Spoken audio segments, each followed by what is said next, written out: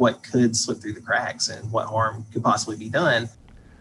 A lawsuit filed in Big Stone Gap seeks to halt recent changes that make it easier for private companies to harvest timber on public lands.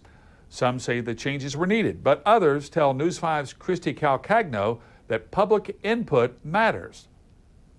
The single biggest obstacle to building a modern transportation system has been the mountains and mountains of bureaucratic red tape in Washington. While in office, former President Donald Trump made changes to the National Environmental Policy Act, or NEPA, to speed up the permitting process for big infrastructure projects on public lands. For up to 2,800 acres of logging, the Forest Service could simply not do environmental review. Davis is representing 9 environmental groups in a lawsuit against these new changes. She says public input is necessary. Most of our logging projects down in this Southwest Virginia are about 400, 500 acres, with 2,800 acres. For some perspective, so you can see it, is about half of the size of Abingdon. So how would these new regulations potentially affect our community? Especially here in the coal fields, are increasingly relying on those national forests for economic development with things like tourism.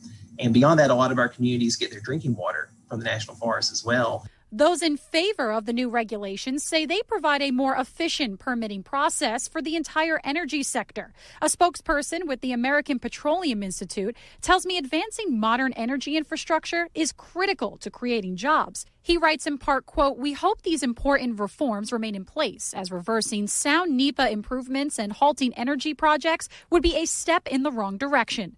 In Southwest Virginia, I'm Christy Calcagno, News 5 WCYB.